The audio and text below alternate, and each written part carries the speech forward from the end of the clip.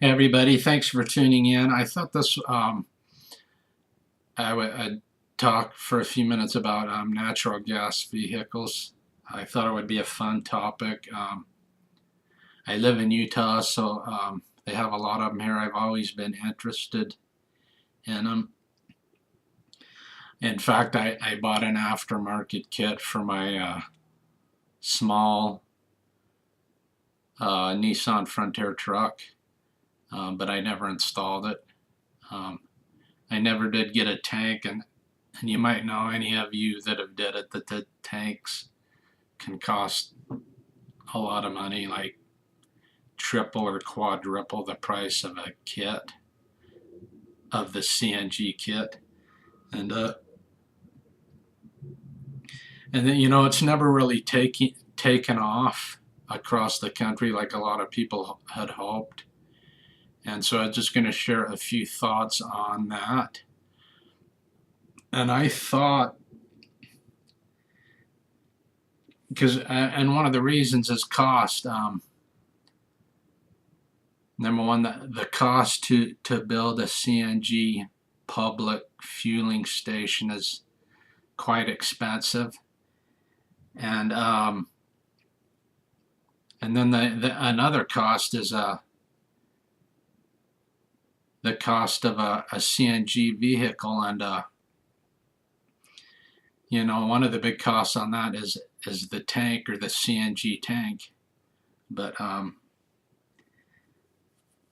so you got two big costs there that people need to pay for. One by a CNG driver, and then the one by an energy company or a fuel station. So when you sink in those big costs, you need to know that you're going to benefit from it. And there are some parts of the country where you can, but a lot of parts, a lot of places in the US, it's kind of iffy. And what I thought, what I thought would happen, or what I hoped would happen, was because I know the CNG vehicles, they don't have a lot of range for cars. Is what I thought was they could do is do trucks, make biofuel trucks, but don't install the tank, because that's going to jack the price way up. So try to make it as comparable to the price of the gas-powered equivalent. So you would install everything on the truck to make it biofuel. And when I say biofuel, I mean run on natural gas and gasoline. Install all the parts needed to do that except the CNG tank, which is by far the most expensive part. And the reason you would do that, to make it as affordable as possible for consumers, and just get them out in the market. And even if they don't have a CNG tank in them, and you might be asking, well, what good is it? And that's a fair point. What good is it if you have a biofuel vehicle and you don't have a tank? So you basically can only run on gasoline. But I think it would have given a very strong incentive to OPEC to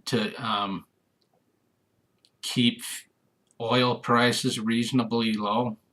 And if all of a sudden there was 20 million or 50 million, say within a 5-year period, biofuel vehicles out on the road that could run on natural gas with only a CNG tank being purchased, then I think that would have made OPEC very nervous.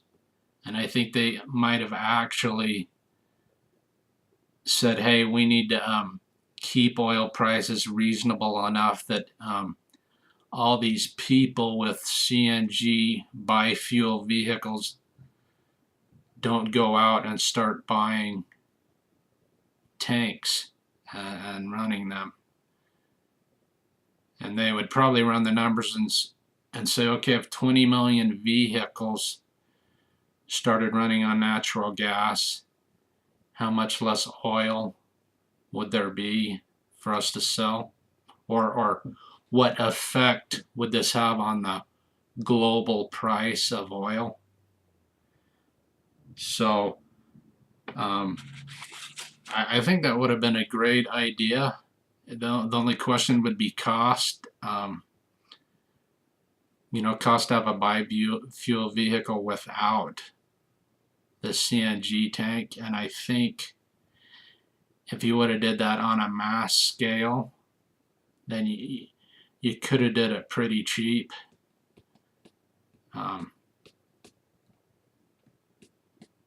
But it never happened, so it never panned out. And another thing that would have did was, I think it would have been much easier for CNG stations to start going up across the country,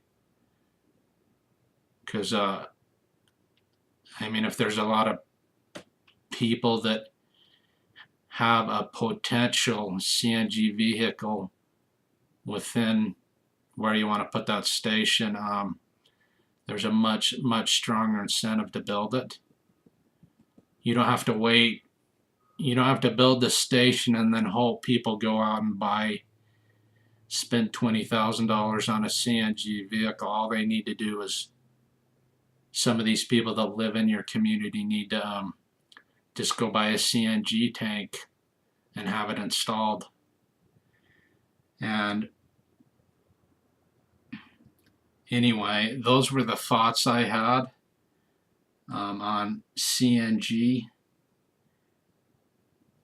And anyway, that's all I had. Thanks for tuning in. Have a great day.